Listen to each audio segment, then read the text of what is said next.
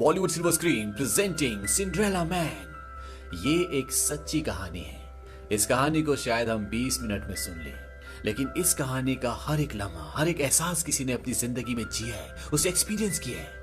ये कहानी ना शायद आपको रुला देगी, बल्कि आपको आपकी जिंदगी में कुछ सिखा भी देगी। ये कहानी शुरू होती है सन 1928 में, जब ईरिश अमेरिकन बॉक्सर जिसका नाम जेम्स जे पार्डोक होता है, वो लगातार बॉक्सिंग के मैचेस जीत रहा होता है क्योंकि वो एक अच्छा बॉक्सर है।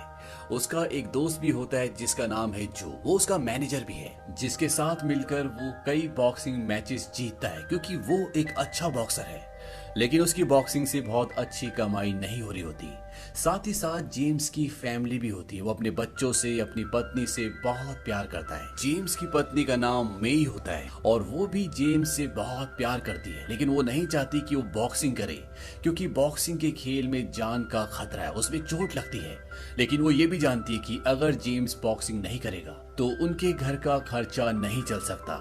धीरे धीरे वक्त बीतता है और वक्त आता है सन 1933 का, और आज 4 साल हो चुके हैं जब जेम्स पूरी तरह से डिप्रेशन में है। और इसके पीछे शायद ये वजह होती है कि वो अपनी जिंदगी में जो मकाम हासिल करना चाहता था, जो अपने परिवार के लिए करना चाहता था, वो नहीं कर पाया। लेकिन वो अपने परिवार को, अपने घर को चलाने के लिए हर काम करता था।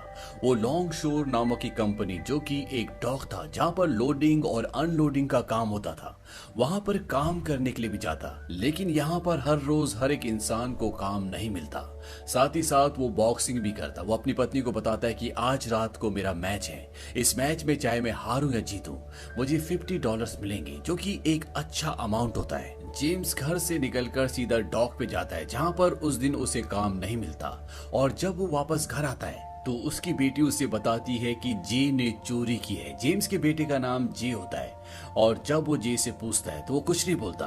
दरअसल जे ने एक बूचर शॉप यानी कि एक मीट शॉप से एक बोतल चुराई होती है, और जेम्स अपने बेटे को वहां पर ले जाता है और अपने बेटे से कहता है कि इसे वापस करो।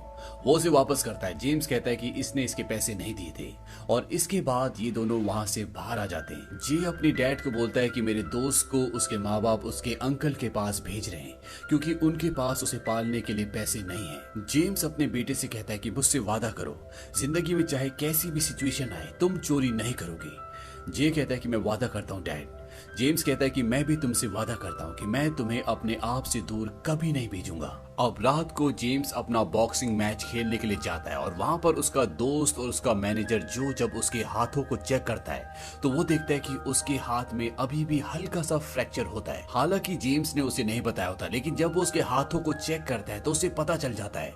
वो जेम्स से कहता है कि तुम्हें मुझे इसके बारे में बताना चाहिए था। जेम्स कहता है कि देखो, मुझे काम नहीं मिला, मेरे पास पैसे नहीं है, मुझे ये फाइट करनी होगी। जो कहता है कि ठीक है, मैं इस पर डबल टेप कर देता हूँ। और इसके बाद जेम्स रिंग के अंदर जाता है। मैच शुरू होता है और जेम्स बहुत अच्छा परफॉर्म करता है क्योंकि वो बहुत अच्छा बॉक्सर है। और जब वो दूसरे बॉक्सर को मार रहा होता है तो एक पंच के दौरान उसके राइट हैंड की बोन पूरी तरह से टूट जाती है, उसमें फ्रैक्चर हो जाता है, और इसके बाद वो अपना राइट हैंड यूज नहीं कर पाता।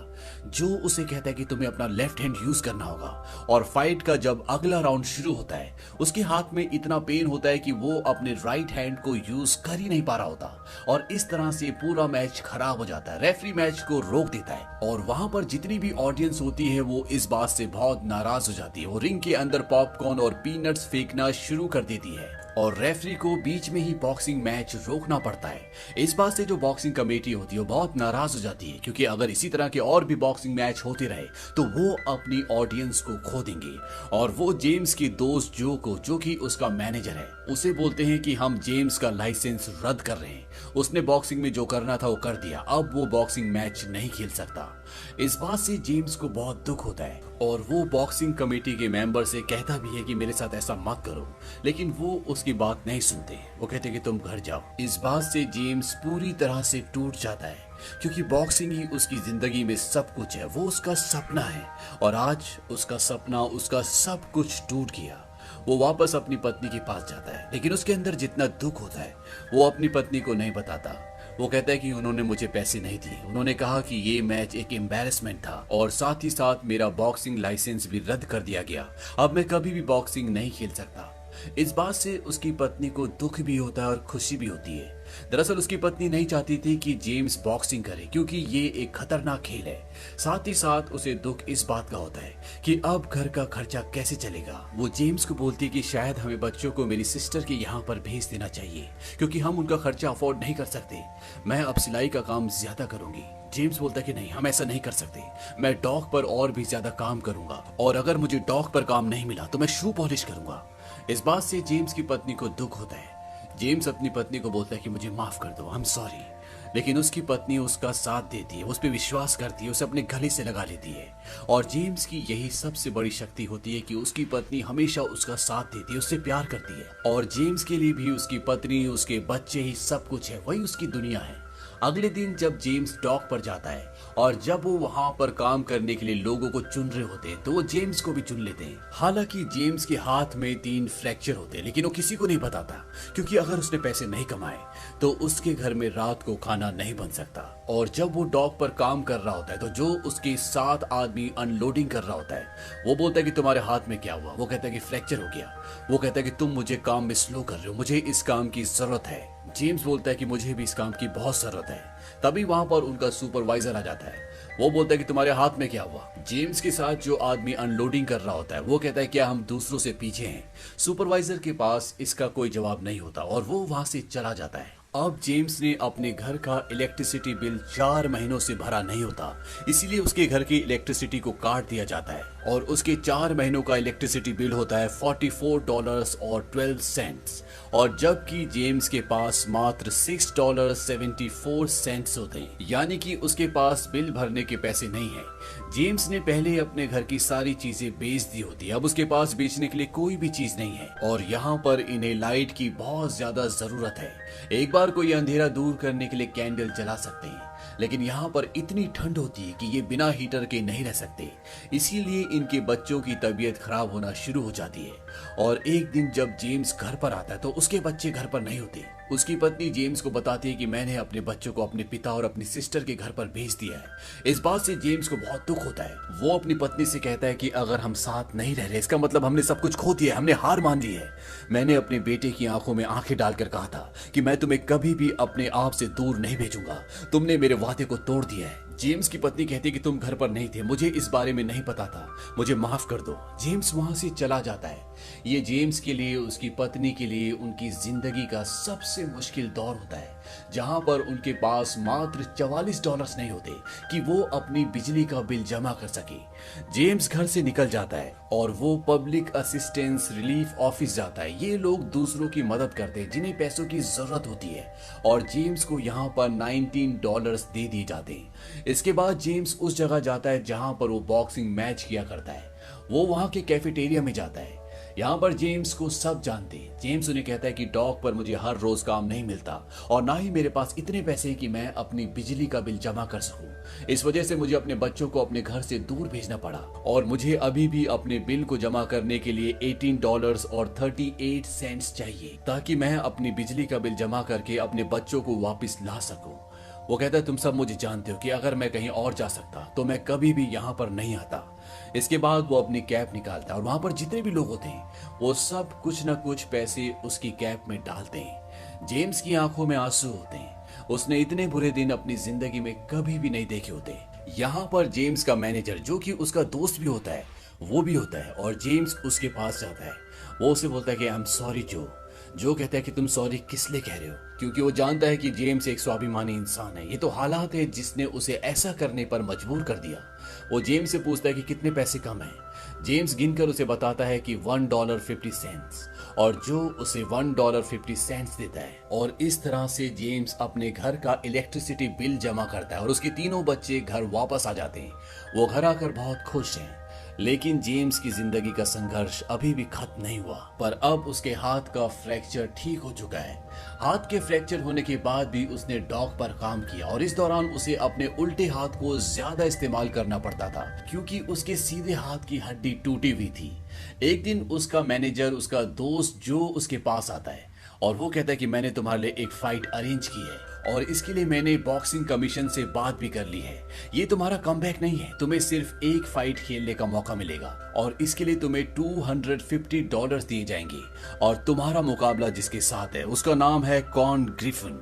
कॉन ग्रिफिन एक बहुत बड़ा बॉक्सर है, वो दुनिया का 2nd नंबर का हैवीवेट कंटेंडर है। जेम्स इस बात के लिए मान जाता है क्योंकि उसे पैसों की बहुत ज्यादा जरूरत है। जेम्स को लगता है कि ये उसके ऊपर दया कर रहे हैं। जेम्स मना कर देता है, लेकिन उसका दोस्त जो उसे बताता है कि ये किसी तरह की दया नहीं है। दरअसल ग्रिफिन की फाइट जिसके साथ थी वो फाइट के लिए नहीं आ रहा और उन्हें फाइट किसी भी हालत में करवानी है, इसीलिए उस दूसरे बॉक्सर की जगह तुम्हें रिंग पर उतारा जाएगा। मैंने उन्हें कहा कि ग्रिफिन उस आदमी को नॉकआउट कर सकता है जो आज तक नॉकआउट नहीं हुआ। दरअसल जेम्स ने आज तक जितनी भी फाइट्स लड़ी होती है वो किसी भी फाइट में नॉकआउट नहीं हुआ होता। नॉकआउट उसे कहते हैं जब राउंड्स खत्म होने से पहले ही एक बॉक्सर दूसरे बॉक्सर को जमीन पर गिरा देता है और वो 10 काउंट्स के साथ हार जाता है। जेम्स को ये मौका मिला है, इसीलिए वो बहुत खुश होता है क्योंकि उसके लिए $250 एक बहुत बड़ी हेल्प होगी। और जेम्स अगली शाम को उस जगह पहुंच जाता है जहां उसका मैच है और जब वो अपने कपड़े अपने शूज पहन रहा होता है तो उसका दोस्त उसका मैनेजर जो उसकी मदद कर रहा होता है। तभी जेम्स के पेट से आवाज आती है। उसका दोस्त जो बोलता है कि ये क्या था। जेम्स उसे बताता है कि मैंने सुबह सिर्फ सूप पिया था। जो बोलता है कि तुम खाली पेट फाइट लड़ने के बारे में सोच भी कैसे सकते हो। दरअसल जेम्स के पास इतने पैसे भी नहीं होते कि वो तीनों टाइम भरपेट खाना खा सके। इसके बाद जो उसके लिए खाना लेके आता और जेम्स खाना खाकर फाइट लड़ने के लिए जाता है। और आज दिन होता है 14 जून 1934 और इस मैच में सबको पहले से पता होता है कि जेम्स इसे कभी भी नहीं जीत सकता क्योंकि वो आउट ऑफ प्रैक्टिस होता है। उसने कई महीनों से कोई फाइट नहीं लड़ी और जब फाइट शुरू होती है तो ग्रिफिन जेम्स को बुरी तरह से मारता है, उसे गिरा देता है। लेकिन जेम्स काउंटिंग खत्म होने से पहले उठ जाता है और उठने के बाद वो अपने उल्टे हाथ से ग्रिफिन के मुंह पर 2 जोरदार जैब पंच मारता है जो कि बहुत ही स्ट्रांग होते हैं और इसके बाद राउंड खत्म हो जाता है। जेम्स का दोस्त जो बोलता है कि लगता है डॉग पर काम करने से तुम्हारा उल्टा हाथ बहुत ज्यादा स्ट्रांग हो गया, तुमने बहुत अच्छा मारा। दरअसल ये सच भी होता है। जेम्स जब डॉग पर काम कर रहा था तो उसे अपना उल्टा हाथ ज्यादा इस्तेमाल करना पड़ता था क्योंकि उसके सीधे हाथ पर फ्रैक्चर था और इस वजह से अब उसके उल्टे हाथ में भी बहुत ज्यादा ताकत है। और इस मैच में तीसरे राउंड में जेम्स ग्रिफिन को नॉकआउट कर देता है और ये अपने आप में बहुत बड़ी बात होती है। यहाँ पर सब के सब हैरान हो जाते हैं क्योंकि ग्रिफिन इस दुनिया का 2nd हैवीवेट चैंपियन है। इस जीत से जेम्स का बहुत नाम होता है। रिपोर्टर्स उसकी फोटो खींचते, उसका इंटरव्यू लेते हैं और अब जेम्स अपने घर आता है। उसके पास $250 हैं और जब उसके बच्चों को उसकी पत्नी को पता चलता है कि जेम्स फाइट जीत गया तो उसके बच्चे बहुत खुश होते हैं। लेकिन उसकी पत्नी उससे पूछती है क्या तुम दोबारा वापस रिंग में जाओगे। जेम्स कहता है कि नहीं, ये सिर्फ एक ही फाइट थी।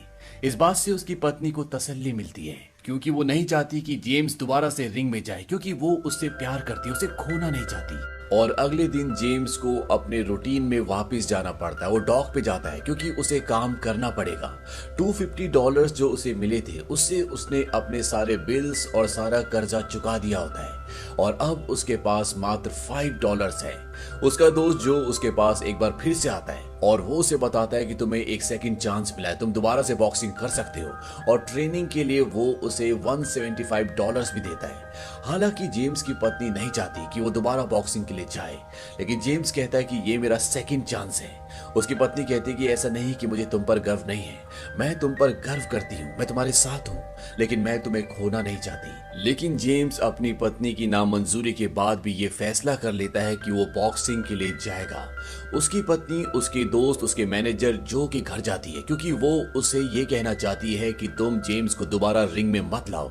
और जब वो उसके घर पर जाती है तो वो देखती है कि उसके घर का भी लगभग सभी सामान बिक चुका होता है, यानी कि उसकी फाइनेंशियल कंडीशन भी बहुत ज्यादा खराब है। और उसने जिमी को जो $175 दिए होते हैं वो अपने घर का सामान बेच कर दिए होते हैं और उसने ऐसा इसलिए किया होता है क्योंकि उसे जिमी यानी कि जेम्स पर भरोसा होता है और वो बॉक्सिंग कमेटी को एक बार फिर से कन्विंस कर लेता है कि हमें जेम्स की फाइट एक अच्छे बॉक्सर के साथ रखनी चाहिए।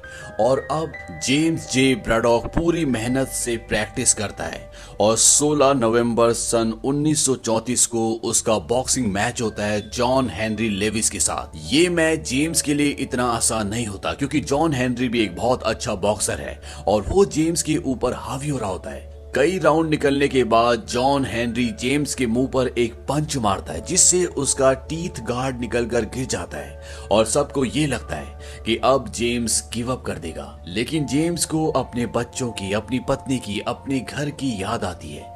अगर वो मैच हार गया, उसे बॉक्सिंग के मैच नहीं मिले, तो उसके हालात पहले जैसे फिर दोबारा हो जाएंगे। इसीलिए जेम्स अपना टीथ गार्ड उठाता है और जॉन हेनरी को इसके बाद बहुत बुरी तरह से मारता है और इस तरह से जेम्स इस फाइट को जीत जाता है, जिससे जो को और जेम्स को एक नई उम्मीद दिखती है। उन्हें बहुत खुशी होती है।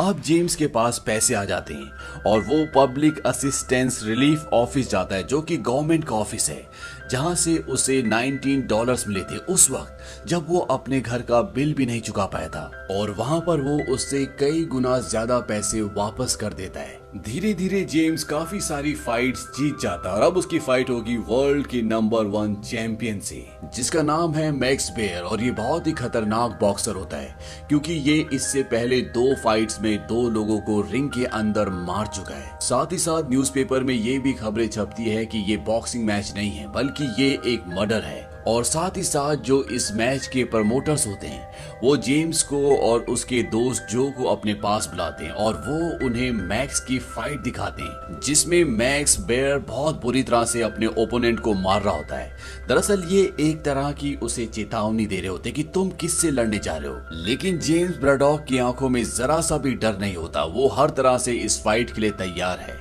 अब जेम्स जो अपनी फैमिली के साथ एक पार्टी में जाते हैं, वहां पर मैक्स बेयर भी आता है और मैक्स बेयर उनके लिए एक शैंपेन उनके टेबल पर भिजवाता है। जेम्स मैक्स के पास जाता है और उसे शैंपेन के लिए थैंक्स कहता है और साथ ही उसे ये कहता है कि प्लीज तुम सबको ये मत बोलो कि तुम मुझे रिंग में मार दोगे, इससे मेरी पत्नी और मेरे बच्चों के दिल में डर बैठता है।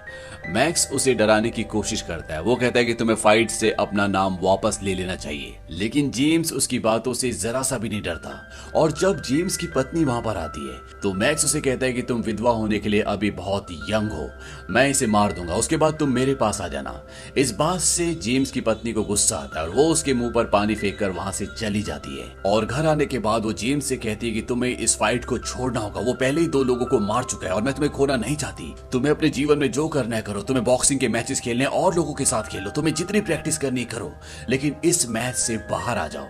लेकिन जेम्स उसकी बात नहीं मानता। हालांकि जेम्स के इस फाइट में जीतने के चांसेस बहुत कम हैं क्योंकि मैक्स सच में एक बहुत ही खतरनाक बॉक्सर होता है। साथ ही साथ जेम्स की लास्ट फाइट में उसकी रिब्स पर एक बहुत जोरदार पंच लगा था जिससे अभी भी वो रिकवर नहीं हो पाया। जेम्स का मैनेजर जो बोलता है कि ये बात मैक्स बेयर को पता नहीं चलनी चाहिए। और अब वो दिन आता है जब जेम्स की और मैक्स की फाइट होगी और ये दिन होता है 13 जून 1935। जेम्स अपने पूरे परिवार से मिलकर फाइट के लिए निकल जाता है और उसकी पत्नी चर्च जाती है। वो फादर से बोलती है कि मैं अपने पति जेम्स के लिए प्रे करने के लिए आई हूँ।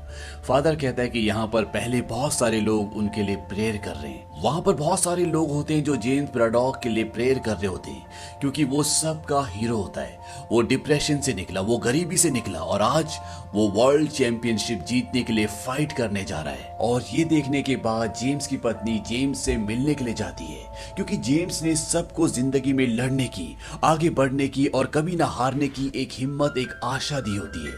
जेम्स की पत्नी जेम्स से कहती है कि तुमने कहा था ना कि तुम्हें जीतने के लिए हमेशा मेरे साथ की जरूरत है। मैं हमेशा तुम्हारे साथ थी और हमेशा तुम्हारे साथ रहूंगी। तुम कभी मत भूलना कि तुम कौन हो।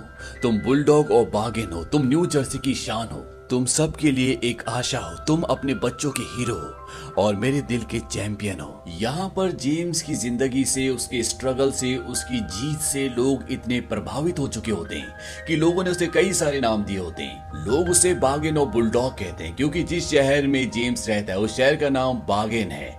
एक रिपोर्टर ने उसे नाम दिया होता है सिंड्रेला मैन। जेम्स ब्रैडॉक अपनी पत्नी से गले मिलता है और वो कहता है कि अब तुम घर जाओ। उसकी पत्नी कहती है मैं घर पर तुम्हारा इंतजार करूंगी और ये कहकर वो वहां से चली जाती है। इसके बाद जेम्स रिंग की तरफ जाता है और वहां पर जितनी भी ऑडियंस होती है वो सब की सब खामोश होती है। इससे पहले किसी भी बॉक्सिंग मैच में किसी बॉक्सर की एंट्री पर इतना सन्नाटा नहीं हुआ था। दरअसल सभी लोगों को ये लग रहा होता है कि जेम्स को मैक्स बेयर इस मैच में मार देगा, क्योंकि पहले भी वो 2 बॉक्सर्स को मार चुका है। लेकिन जब जेम्स रिंग के अंदर जाता है तो सब उसका हौसला बढ़ाते हैं, क्योंकि सब के सब जेम्स के साथ हैं। और यहाँ पर जितने लोग होते हैं, आज से पहले कभी भी इतने लोग बॉक्सिंग मैच देखने के लिए नहीं आए। और साथ ही साथ लोग इस मैच को टीवी पर, रेडियो पर सुन रहे होते हैं। और ये ऐतिहासिक दिन होता है 13 जून 1935, जब मैक्स बेयर का और जेम्स जे ब्रैडॉक का मैच है। मैच की शुरुआत में मैक्स बेयर जेम्स को इतना सीरियस नहीं लेता, लेकिन धीरे धीरे जैसे जैसे राउंड्स बढ़ते हैं, जेम्स लगातार उसका मुकाबला करता है। और कई राउंड्स बीत जाने के बाद मैक्स बेयर को यह एहसास हो जाता है कि जेम्स इतनी जल्दी हार मानने वाला नहीं है। और अब मैक्स भी पूरी जान से इस मैच को लड़ता है, क्योंकि उसे अपने वर्ल्ड टाइटल को बचाना होगा। और एक के बाद एक कई राउंड्स के बाद ये दोनों के दोनों थक जाते हैं। और सेकंड लास्ट राउंड में जेम्स मैक्स को बहुत बुरी तरह से मारता है, वो उस पर बहुत बुरी तरह से हावी हो जाता है। यहाँ पर मैक्स उसके साथ चीटिंग भी करता है, वो उसके प्राइवेट पार्ट पर एक पंच भी मार देता है। और सेकंड लास्ट राउंड खत्म होने के साथ जेम्स मैक्स से पॉइंट्स में आगे है, जो उसे बोलता है कि तुम उससे दूर रहो, तुम जीत रहे हो, ये रात तुम्हारी है, तुम चैंपियन बनने वाले हो। लेकिन जब आखिरी राउंड शुरू होता है तो जेम्स पीछे नहीं हटता, बल्कि वो लगातार वार करता है। मैक्स भी जेम्स के ऊपर वार करता है। और वहां पर जितना भी क्राउड होता है वो सब का सब एक ही आदमी के साथ होता है, और वो होता है जेम्स ब्रैडॉक। हालांकि सब लोग चाहते हैं कि जेम्स पीछे रहे ताकि वो पॉइंट से इस मैच को जीत जाए, लेकिन शायद जेम्स इस मैच को पॉइंट से नहीं बल्कि नॉकआउट करके जीतना चाहता है। और ये दोनों एक दूसरे को बहुत सारे पंचेस मारते हैं, और इसी के साथ ये राउंड भी खत्म हो जाता है। और 15 राउंड्स खत्म होने के बाद ये दोनों बॉक्सर पूरी तरह से थक चुके हैं, ये दोनों लहूलुहान हैं। और अब अनाउंसमेंट होती है, और अनाउंसमेंट में ये बताया जाता है कि नया वर्ल्ड चैंपियन जेम्स जे ब्रैडॉक है। जेम्स ने वो कर दिखाया जो करना चाहता था। हालांकि कभी किसी ने सोचा भी नहीं था कि जेम्स जे ब्रैडॉक वर्ल्ड चैंपियन बन सकता है, क्योंकि जिस तरह की संघर्ष भरी और दुख भरी जिंदगी उसने जी, ऐसी जिंदगी से बाहर निकलकर वर्ल्ड चैंपियन बनना हर किसी के बस की बात नहीं होती। इसीलिए जेम्स जे ब्रैडॉक की जिंदगी सबके लिए एक इंस्पिरेशनल कहानी है। और अंत में ये बताया जाता है कि इस फाइट से जो पैसे उसने कमाए होते हैं, उससे वो न्यू जर्सी में अपने लिए एक घर खरीद लेता है और अपनी पत्नी और अपने बच्चों के साथ तमाम उम्र वहीं रहता है। साथ ही साथ अपने डिप्रेशन के दिनों में जिस डॉक पर वो काम किया करता था, वहां पर वो एक हैवी मशीनरी खरीद लेता है। और इसके बाद जेम्स की जिंदगी में कभी भी कोई दुख, कोई गम नहीं आते। जेम्स का जन्म सन 1905 में हुआ था और जेम्स की मृत्यु 29 नवंबर सन 1974 को हुई। और उनके जीवन के ऊपर जो फिल्म बनी जिसका नाम है सिंड्रेला मैन, वो रिलीज हुई थी 2005 में। इस फिल्म की IMDb रेटिंग है 8। इस फिल्म का बजट था $88 मिलियन और बॉक्स ऑफिस पर इसने कमाई की थी $109 मिलियन की। उम्मीद करते हैं कि ये कहानी आपको पसंद आई होगी।